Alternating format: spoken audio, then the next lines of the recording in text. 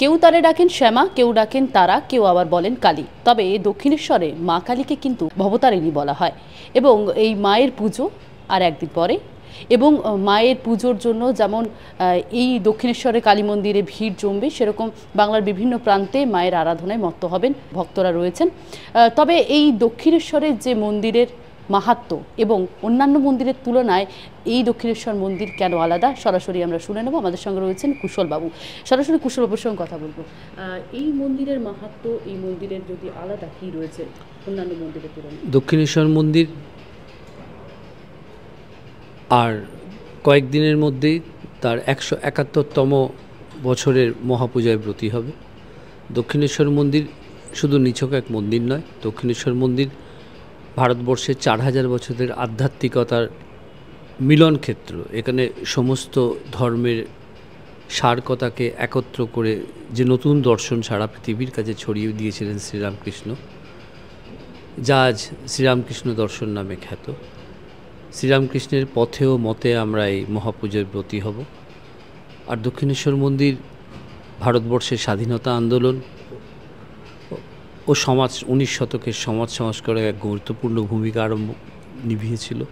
সেই যুগের এমন কোনো মনীষী ছিলেন না, বিদ্যাসাগর থেকে রবীন্দ্রনাথ, অরবিন্দ থেকে নেতাজি সুভাষ, যারা এই মন্দিরের সঙ্গে সংযুক্ত থাকেননি। সারা পৃথিবীতে অগণিত মানুষ এই মহাপুজো দেখতে আসেন। এই মহাপুজো আমরা সরাসরি ডিডি ভারতী থেকে শুরু করে সারা ভারতবর্ষ এবং আন্তর্জাতিক আঙিনাও এলেক্স চ্যানেল থেকে সম্প্রচারিত করে থাকি। আমরা ভক্ত সাধারণকে আশা করব তারা যে প্রার্থিত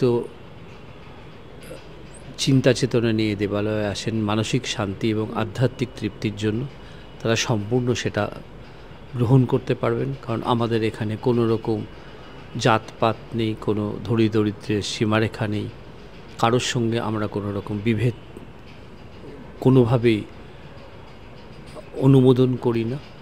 সর্বত্র এখানে মানুষ আছেন মাকে দেখতে, ঠাকুর শ্রীমা রানী রাসমণিকে প্রণাম জানাতে। তাদের প্রতি লক্ষ্য রেখে সেদিন ভোর সকাল থেকে পরের দিন সকাল পর্যন্ত দেবালয় খোলা থাকবে। আমরা নিরাপত্তা ব্যবস্থা যথাযথভাবে সুনিশ্চিত করছি এবং মায়ের এই মহাপুজো যাতে সুচারুরূপে হয় তার জন্য আমরা সমস্ত রকম ব্যবস্থা গ্রহণ করেছি। কুশলবাবু, বিভিন্ন মন্দিরে বিভিন্ন নিয়ম রয়েছে, যেমন তারা মায়ের অন্য নিয়ম রয়েছে, নৈহাটি বড় মায়ের। আমি প্রথমেই বলেছি দক্ষিণেশ্বর মন্দির তার নিজস্ব স্বকীয়তায় পুজো করে শ্রীরামকৃষ্ণের পথে ও মতে। সব জায়গায় মায়ের পুজো করতে গেলে, অর্থাৎ কালী পুজো করতে গেলে যে কটা অন্যতম মূল উপাচার লাগে তার মধ্যে কারণ এবং বলিদান অন্যতম। দক্ষিণেশ্বর মন্দির তার স্বকীয়তায় যে পথে পুজো করে এসছে আজ এত বছর ধরে, আমাদের এখানে কোনো কারণ লাগে না।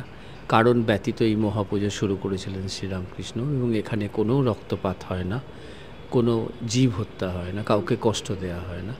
আমরা এখানে মাকে চিন্ময়ী রূপে পুজো করে থাকি এবং এই পুজোর যে ধারাবাহিক শাস্ত্রীয় প্রথা, সেই প্রথাকে অনুসরণ করে 170 বছর অতিক্রান্ত করে 171 বছরেও আমরা সেটা বহন করে চলব। এটাই আমাদের সবথেকে বড় বৈশিষ্ট্য অন্যান্য দেবালয়ের থেকে। কুশলবাবু, আপনি সামনে রয়েছেন আমাদের এবং আমরা বিভিন্ন জায়গায় দেখি যে পণ্ডাদের একটা দৌরাত্ম্য দেখা যায়, সেক্ষেত্রে আপনাদের এখানে দক্ষিণেশ্বর মন্দির সম্পূর্ণ তার স্বকীয়তা আমি আগেই বলেছি বহন করে। এখানে কোনো রকমভাবে ভক্ত সাধারণকে কোনো উত্ত্যক্ত করা বা কোনোভাবে তাদের মানসিক প্রত্যাশাকে আঘাত করা অনুমোদন করে না। এখানে ভক্ত আসেন তার মায়ের কাছে, সুতরাং সেই দিকে আমাদের সতর্ক দৃষ্টি থাকে যাতে সমস্ত ভক্তরা তাদের প্রার্থিত শান্তি নিয়ে ফিরতে পারেন। মায়ের কি কি ভোগ থাকছে পুজোর সময়? ওটা তো যেরকম প্রত্যেক বছর হয় সেভাবেই। ধন্যবাদ, নমস্কার।